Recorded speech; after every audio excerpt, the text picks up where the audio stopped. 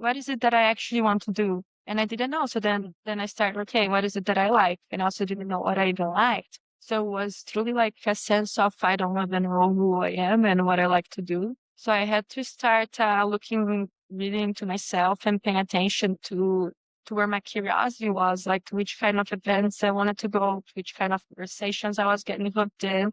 And over time, I started having a map of myself. Oh, okay, I think I like this. I think I'm interested in that. Today, I'm talking with Vitoria. She is a former pro tennis player who went into investment banking and then used her personal brand to confidently pivot into tech and entrepreneurship. Her career path is anything but linear, which is exactly why I wanted to have her on. Today, we talk about what it really takes to leave a prestigious job that looks great on paper, how she used LinkedIn to build leverage and open new doors, and what freedom looks like after stepping off the traditional corporate ladder. And fun fact, Victoria and I actually met because we both post on LinkedIn. I came across her content about tennis and banking and instantly related. As a former banker and someone who loves tennis, I thought, okay, I have to talk to her. So without further ado, Victoria, for people who don't know you already, how would you describe your career journey so far? Yeah, I would say it was intense. I started playing tennis when I was 10 and up around tournaments across Brazil. And when I was 12, I was already traveling by myself.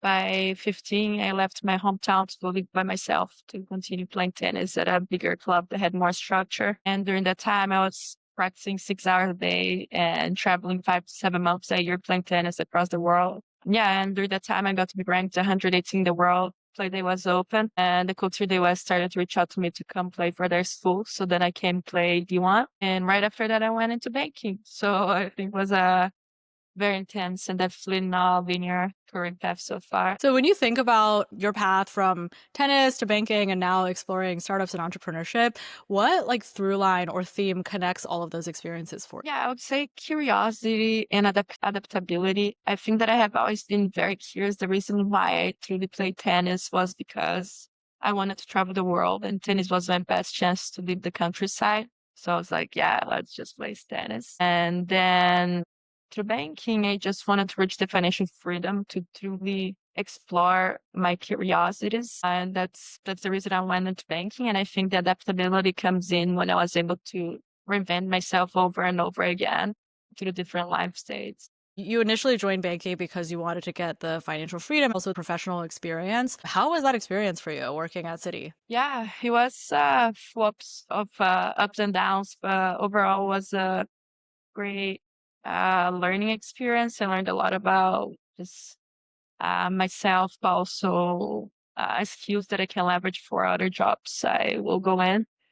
The first year was very intense. You know how first year, how first year in banking is like 180 to 100 hours a week. The learning curve is very steep. Yeah, I think it was after around 3 months in a row that I was going to 4 a.m. until every day. I had my first burnout, and that was just 9 months into the job. So that was my first step. And since then, I knew I wanted to leave banking, but I didn't know what to do next. So my last 2 years of banking, I was just trying to navigate what's next. Yeah, I mean, dealing with the long hours is certainly tough. I certainly remember it. And what was it that really made you want to leave? Was it the hours? Was it more than that? And I think it's hard for people to realize that you want to leave and then actually doing it. So was there a particular moment, or how did that look for you? Yeah, I think it was a combination of things. I felt that banking was very structured and very hierarchical, where you were, as an analyst, you're just passed out what to do when you kind of need to do in a certain way, the way that the bank likes, and there's not a lot of space for creativity and exploration. And I started to realize that the better I got in banking, the worse my life became. If you get better, you get more projects, you stay later nights. That was just making my life worse because I really valued time with friends, time with my wife, and my quality of life was just terrible. So I also didn't enjoy that. And with that, I also just went through I had just gone through the burnout. So it was just a combination of things that made me realize that investment banking was really not the career for me. Yeah, that certainly makes sense. I'm curious, does the term golden handcuffs resonate with you? I feel like I thought about that a lot when I left banking, and it makes it really hard. Yeah, I mean, it definitely does. It was, I mean, especially when you come out of college, like you're broke I was a being broke college student living off my scholarship, and then I came into banking. It was when I ever saw, and I was like, wow, this is great. And it's definitely hard to navigate the living the comfort of having a stable income. But for me, what helped me realize that the golden handcuff didn't make sense was that I had saved enough money through banking that I was comfortable with 1 year of runaway. So chasing money didn't make sense anymore. So I do it didn't make sense. I feel like I'm in a optimal window to just take some risks. Yeah, no, it's hard to get to that point. So I'm curious, once you realized that you were ready to leave, how did you actually prepare to make that transition? How did you, sort of rip off the Band-Aid and actually do it? Yeah, no, it was really hard. I started going to a lot of coffee chats and events and tried to figure it out what I really wanted to do with my life. And that was so hard. I was really just collecting a lot of information. Uh, for basically 2 years. And what I didn't realize that I could never really feel ready. You will never have enough information to make the decision. And things just started clicking more after I started moving and actually taking action. Yeah, of course, that makes sense. And, well, 2 years is also a long time to, know you don't want something anymore, but still be able to stay there and do the job you needed to do. What did that in between phase before you properly left banking and found the next thing? Yeah, it was very tough. I think there was a space where I wasn't fully doing anything to the best. I wasn't fully committed to the job because I obviously didn't want to be there anymore. So my performance dropped. And I was also not exploring as well as I could because I come in banking till like 10 p.m. So it's not like you get home and you have space to explore and test different things. So I think that those 2 years, although I collected a lot of information, I wasn't into the exploration mode and I wasn't really into banking. So I was kind of like in that space where I was just not doing anything to the best of my ability.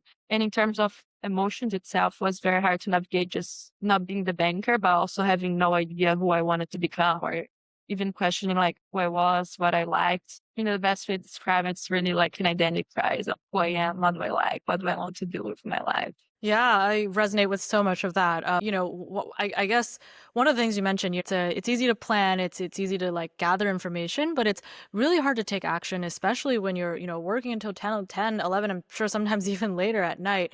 So how did you carve out the time to start taking action? Yeah. The first thing I started doing was, like in Instagram. I started doing that every day when I would come back home. So I would create content for every day after I got from banking. I would stay at least 1 hour doing that. And that's how I got started. And at the job, when I was at lunch and during dinner, I would also look up jobs online and like watch YouTube videos trying to figure things out. I started going to networking events via the job. I'd say I had like Dr. Hoyman or something. So whenever I had a chance, I was always trying to to explore what I wanted to do next. There was also an identity piece to it where when you felt like you didn't want to do banking anymore, you were questioning your own identity. Tell me more about that. Yeah, I mean, I think it was that point where I knew I wanted to, was after my first year, like around the 1 year mark, I was like, okay, I know I really don't want to do banking, but I truly had no idea what else I wanted to do. And I was an international student, so I couldn't just fit, but I also didn't want to jump to anything. So I started looking, but then when I started looking, I was like, okay, what is it that I actually want to do? And I didn't know. So then I started, okay, what is it that I like? And I also didn't know what I even liked. So it was truly like a sense of I don't even know who I am and what I like to do. So I had to start looking really into myself and paying attention to where my curiosity was, like to which kind of events I wanted to go, to which kind of conversations I was getting hooked in. And over time, that started to building I started having a map of myself. Oh, okay, I think I like this. I think I'm interested in that. And I started following my curiosity. And also what helped was talking to my parents, my close friends, and seeing how they saw me and also paying attention to the things that they said that I liked. So yeah, over time and over paying attention to where my curiosity was, I started creating a map of who I am, which I'm still working on. I think that's lifelong pursuit.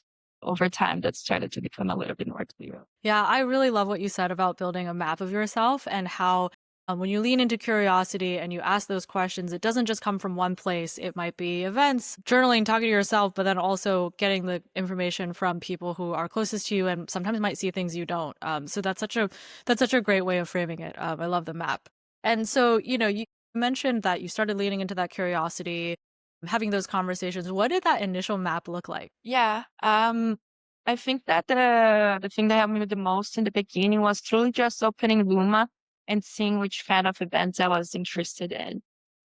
I started going to content creator events. I was going to CEO events. So I was realizing, hey, I'm attracted to CEOs. I'm attracted to creators. Yeah. And then at the event, I would also go and talk to people and see which questions I was asking them, which was mostly like existential questions. What brings you fulfillment? What success mean to you? Are you happy? Do you like your job? Are you content? But I think that in the beginning, early on, was really like I really had no idea. I was truly just collecting information from different places and pieces, and the pieces they are still not connecting. So it's really just a big pool of information that through time they started connecting. But in the beginning, it's just like a pool of information that is unrelated. It was in the beginning the map was very empty. The pieces were not together. Yeah, it's when you first start building the map, things are probably just like a pool, like a swimming pool of information, and slowly it comes together.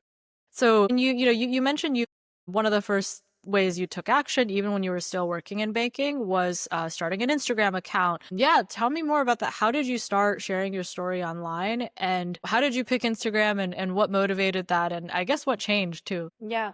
I started on Instagram because I was really just scared of posting on LinkedIn. And the other thing was that I didn't want to show my face. So I was just posting random pictures with text because I didn't want to expose myself. But then I did that. I was pretty consistent. I was posting every day for like 3 months and I had really no traction. And I was so bad at it. Like my design was so bad that I was writing like huge text and things were really, I wasn't getting any traction. But when I came back from my leave of absence, I stopped Instagram and then I was rethinking everything. It's like, okay, what do I truly want to do? I just love writing. So I knew the writing for me would make a lot more sense. And I loved LinkedIn, like going on LinkedIn, and it just felt very natural to gravitate towards LinkedIn. And I was 2 months out of finishing my contract, so I kind of didn't care anymore about what my coworkers or about other people would say. So it's okay, let's just go for it. Like I don't care what people think. So then I was like, let's just start on LinkedIn. So that's when I started LinkedIn after 3 months of doing Instagram very badly. Oh, yeah, it's incredible to hear your origin story now because even when I first found you and met you, you had thousands of followers on LinkedIn and you've grown that to over what 12, 13,000 followers now, and you're growing and gaining tons of traction every single day. So I am curious, once you started to post more on LinkedIn, what kinds of posts or moments first got you traction? Yeah, I think that my first post that went viral was when I posted about how I was 118 in the world, but didn't love playing tennis. And that was the first time I was hundreds of connection requests on the same day and people like DMing me and I was like, whoa, what's this? Um, so yeah, the first post was one about playing tennis despite not loving it. Yeah, which that's an interesting thing in itself. What do you feel like really resonated with people about that post and that experience? Yeah, I think it's the fact that if you don't come from a privileged background of having the ability to truly pursue your passions from early on, you just gotta do what you gotta do. You need to use the skills you have to build the life you truly want. I don't think there's really a way around that. And I think that there are more people than people admit that are just using the things to get somewhere else. And I think that was truly what resonated with people. After, you first started getting traction, how did you continue to build momentum and consistency and, get to where you are today? Yeah, I think that my focus was truly on just sharing what I had learned along the way and what I wish people had told me when I was going through it. So at first, while I was still at the bank, I was just sharing tips about how to get into investment banking. I gave away all the resources I used that person made to get into investment banking. And I also started sharing about burnout because I felt that when I was navigating burnout, no one was talking about it. at the bank. No one was talking about it online, and I didn't understand what I was going through. And now, absolutely now, I understand everything looking back. But when I was absorbed in the moment, I didn't know what was happening, and no one was talking about it. So I kind of just wanted to be the voice I didn't have when I was going through it. Yeah, I really love that way of thinking about it. It's almost like writing for yourself a couple years ago and just like creating the content that you wish you had. Yeah, that's what I was thinking. I definitely focused on writing less content. I was writing 3 times a week, but focusing on writing high quality content that I would like to have read when I was going through things. What types of opportunities did building a visible personal brand like this get you? Yeah, honestly, opportunities that I would never really imagine. Connecting with great people across different states of life of all around the world, job opportunities basically weekly. The fellowship that I'm doing with Andrew now at 5 that I have access to top founders here in New York City that I can go to dinners and also get mentorship from Andrew while helping out at 5. That also just came because I started sharing my voice and creating a personal brand on LinkedIn. So yeah, I mean, I was also featured by Business Insider. So definitely things that I didn't even think would be possible or that would be here right now after 6 months that I started. If you were starting from zero, what would you do? And what would you do differently? Yeah, I think I would have thought better about which platform truly resonates with me. I think that I actually knew from the beginning that LinkedIn made more sense with me and my story, but I was just scared of posting there. I think just think about which platform you like, what feels natural to you, and start there. Yeah, absolutely. And I love what you say about finding the right platform fit for you, just given your own strengths. And that was absolutely something I found to be true as well. I'm curious, what did you learn from playing tennis at that level that you share now with with a big audience? Yeah, I think that the main thing I learned from tennis was adaptability. I mean, I started traveling by myself when I was 12. I moved away from home at a very young age. So the tours that we would play would go around for like 3 months. We would play 3 months in South America, and each week we would play in a different country. So every week we were adapting to a new altitude, to new balls, to new courts, and new hotel, new doubles partners. So my life to tennis was constant adaptability through it all. So I think that this really gave me the edge on just being able to reinvent myself and learn things quickly and just being able to adapt to anything that comes. Yeah, I love that. And was there anything tennis didn't prepare you for when you entered the corporate world? I think that it didn't prepare me to understand my mental limits. I think that my physical limits are pretty obvious to me, but when I got into banking, I didn't understand my mental limits, like when was enough to keep pushing, in terms of like panic attacks and anxiety, like what really is the limit? I had no idea.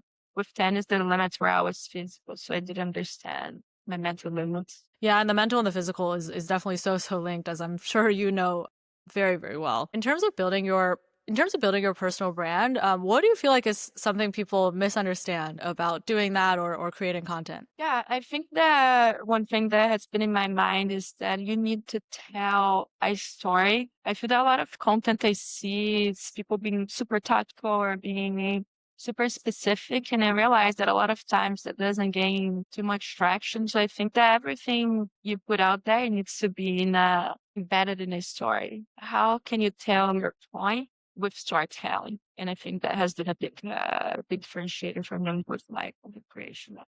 And how do you intentionally do that and translate the story that you have in your mind and really pull out the right parts that's going to accentuate that narrative and get people to resonate? Yeah, I think about what's the lesson I want to extract. And then from there, you think about the experience you had the lesson, or you think about the experience and which lesson you took from there. So I think it can be both approaches. Yeah. Yeah, I love that. Now that you've left investment banking and are exploring startups, exploring content creation, how do you define success now? Yeah, my success has been really defined by my day to day, and I define my 5 core life values. And then every day when I'm journaling at night, I'm like, okay, did I hit all my core values? And if the answer is yes, that was a successful day. So That's what I'm measuring now. Was it hard to get to that point? Was it a struggle? Yeah, no, for sure, it's still a struggle. It's so hard to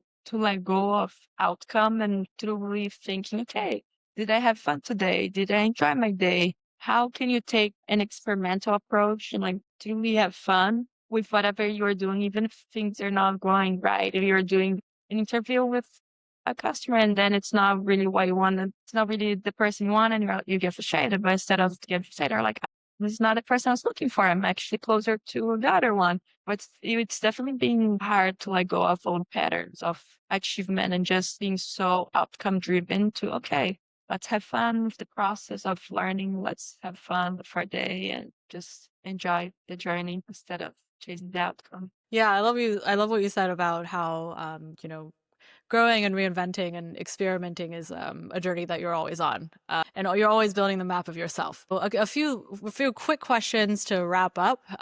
What is one belief about your career or professional life that you think most people might disagree with? I think that following your passion is a terrible advice. I think that unless you come from a privileged background where you can truly explore without caring about income or about where you're going to be in 2 years or the people you meet, you need to create leverage before you can truly explore what lights you up.